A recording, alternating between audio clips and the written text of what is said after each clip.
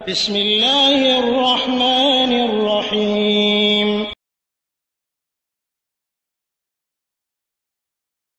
بسم الله الرحمن الرحيم الحمد لله رب العالمين والصلاة والسلام على أشرف الأنبياء والمرسلين نبينا محمد وعلى آله وأصحابه أجمعين أما بعد ওয়ালাইকুম আসসালাম ওয়া রাহমাতুল্লাহি ওয়া বারাকাতুহু। সম্মানিত আব্দুর রহিম ভাই, আপনি বাংলাদেশ থেকে টুপির ব্যাপারে প্রশ্ন করেছেন যে টুপি একটা সামাজিক পোশাক, কিন্তু এটার বিশেষভাবে সুন্নতি কোনো সোয়াব এই ধরনের কোনো হাদিসে প্রমাণিত নাই।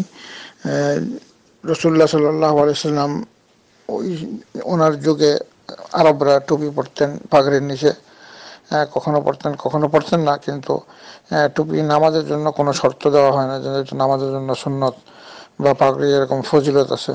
তো পাগড়ি এবং টুপির যে ফজিলতের যে সমস্ত হাদিসগুলো সবগুলোই জাল এবং বানানো মিথ্যা হাদিস।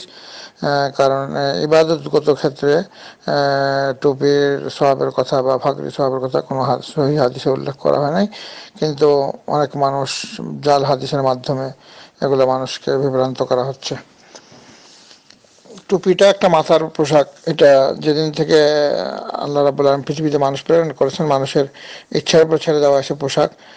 কিন্তু মানুষের পুরুষের জন্য সতর যেটা ঢেকে রাখতে হবে সে নাভি থেকে হাঁটু পর্যন্ত, আর মহিলাদের এখন বর্তমান শরীয়তে মুহাম্মাদীতে বর্তমান যুগে সমস্ত শরীর গায়ের মাহরাম ঢেকে রাখা।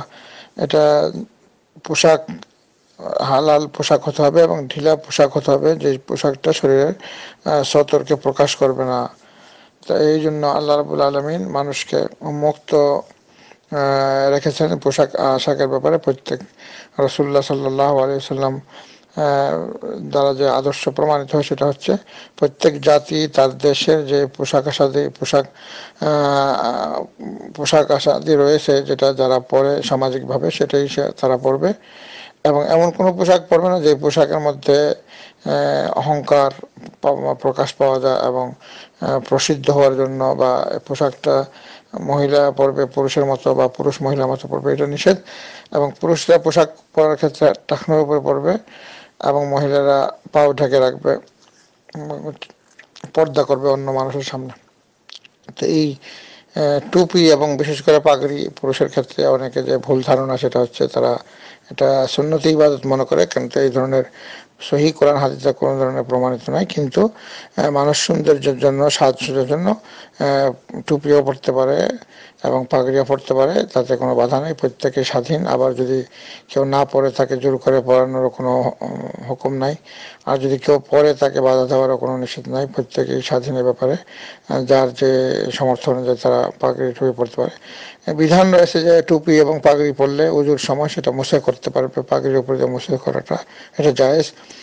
খোলা পাগড়ি টুপি খোলা শীতের দিনে আবার মুছে করে আবার পরার জন্য এটা কঠিন, এই জন্য সহজ করে দেওয়া হয়েছে। হাদিসে আসছে যে রাসূলুল্লাহ সাল্লাল্লাহু আলাইহি ওয়াসাল্লাম থেকে যে আদর্শ জানা যায় সেটা হচ্ছে যে পাগড়ির উপরে মুছে করতেন ওযুর সময়,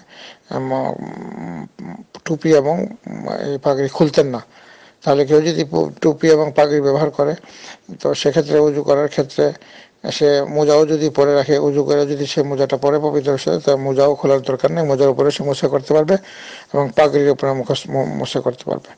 তো আল্লাহ রাব্বুল আলামিনের কাছে আমরা দোয়া করি আল্লাহ তাআলা আমাদেরকে রাসূলুল্লাহ সাল্লাল্লাহু আলাইহি ওয়াসাল্লামের আদর্শ বোঝার আমল করার তৌফিক দান করেন, এবং পোশাক আশাকের ক্ষেত্রে যেটা হালাল এবং হারাম থেকে যেন আল্লাহ মানুষকে দূরে রাখেন। সাল্লাল্লাহু আলা নবিয়িনা মুহাম্মদ ওয়া আলা আলিহি ওয়া আসহাবিহি আজমাইন বিরহমাতিকা ইয়া আরহামার রাহিমিন।